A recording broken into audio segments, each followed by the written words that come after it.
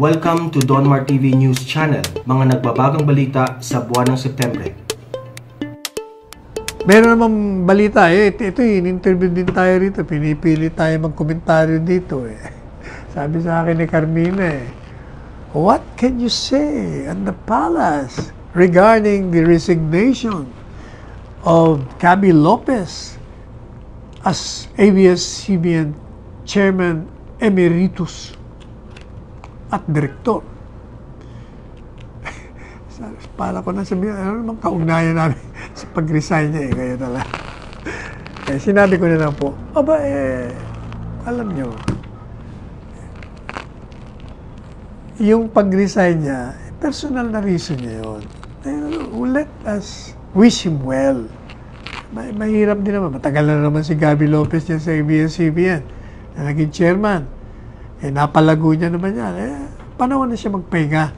Yung mga bata naman, tama yung kanyang desisyon. Yung mga bata, yan sila Carlo Lopez, si Mark Lopez.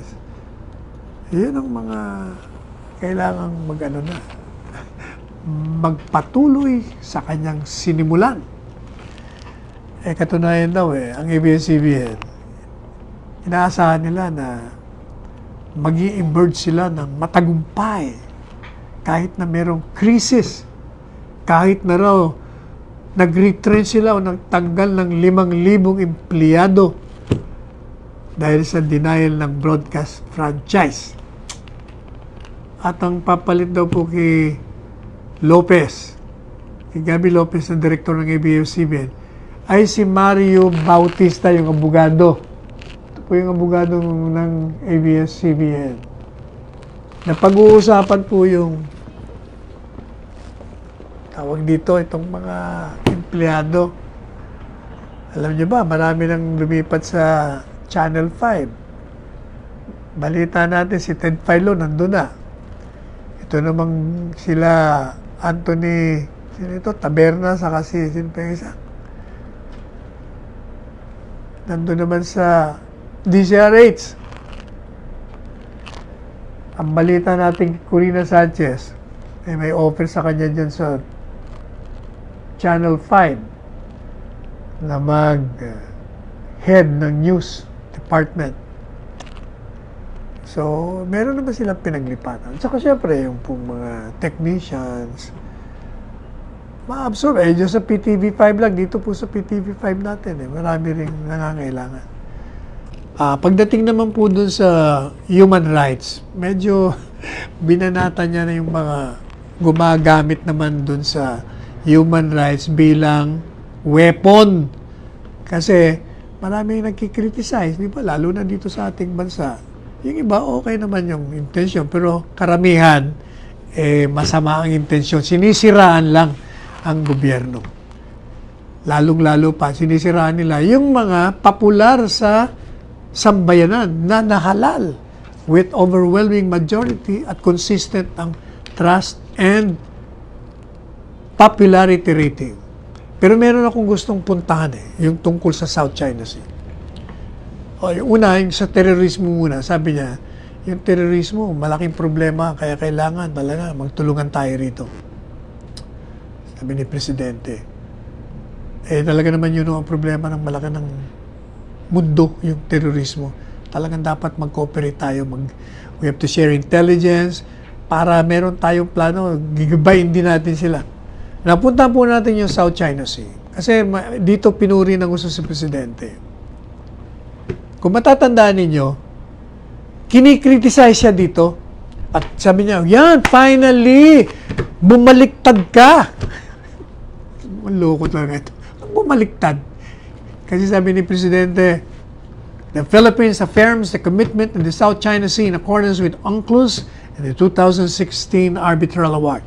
The award is now part of international law beyond compromise and beyond the reach of passing governments to dilute, to diminish, or abandon. We firmly reject all attempts to undermine it.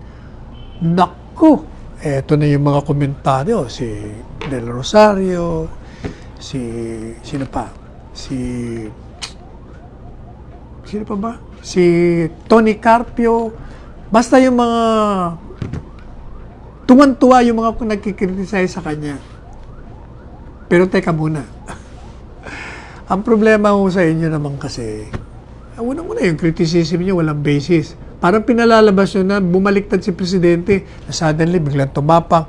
Excuse me. Alam po ninyo, kung titingnan nyo yung mga pahayag ni Presidente at kahit na ng inyong lingkod, kaugnay dito sa problema ng South China Sea, mapapakita natin na walang binago si Presidente sapagkat yung mga pahayag ni Presidente mulat sa poll, ano sabi niya nun? At inulit din natin. Sabi niya, yung award na yan, penal, binding, at not subject to appeal. Anong sabi natin? Kung ako yung tagapagsalita ni Presidente, hindi po ba sabi natin inulit natin yung sinabi niya.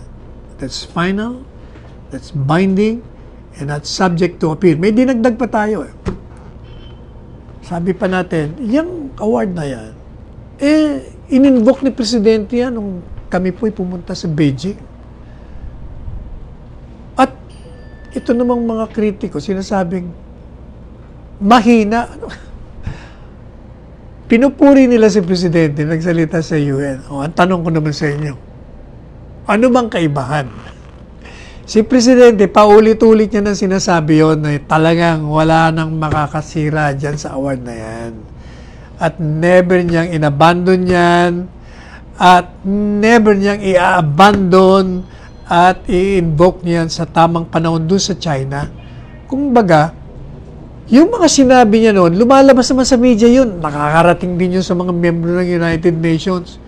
Kung inulit niya lang doon. Hindi po ba? Sabi nga natin, in one of my statements, sabi ko yung award na yan, hindi mababago yan, para yan Rock of Gibraltar. Na nandun yan. In fact, ang sinabi pa nga natin dahil si BP Lenny medyo nag-criticize. Kaya sabi natin, we advise BP Lenny that the President is not in any way nor by any stretch surrendering our rights over the West Philippine Sea. At sabi pa natin, the arbitrary ruling, as President repeatedly said, is final, binding, and unappealable. It will be there forever and ever, as in forever. It is the permanence of the Rock of Gibraltar, whose extinction can come only when there is a massive geographical movement of the Earth's surface. At ang dagdag pa natin, the President will not allow nor sit idly in silence respecting any action by the international community in derogation thereof. He is fiercely protective of the country's sovereignty.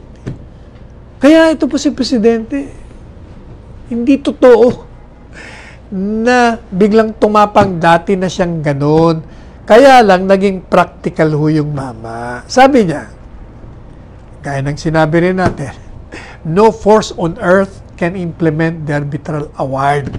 Puro takot naman i-implementa. Ayaw nilang labanan ng China ng talagang laban ng todong labanan.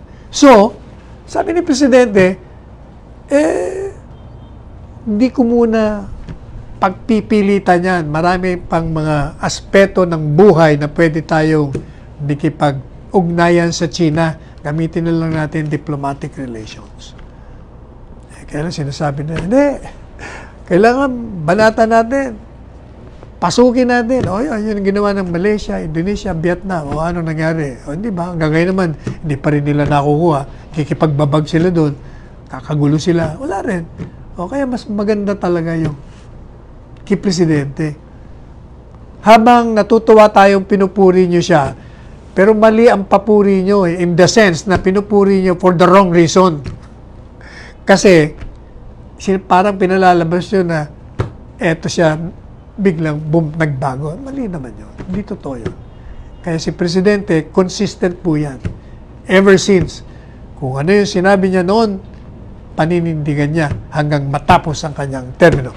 Ako po ang inyong lingkod, Salvador Panelo, pansamantalang nagpapaalam. Hanggang sa Miyerkules na muli tayo magkikita ganitong oras, alas 2 hanggang alas 3. At nagsasabi sa inyong lahat, let us tread the path of roses and let us go beyond the path of thorns.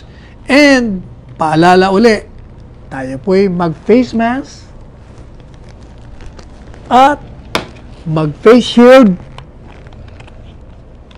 Pagkatapos, observe the physical distancing of 2 meters and 6 feet or 6 feet and wash your hands repeatedly or frequently. Magmahalan po tayo and I love you all.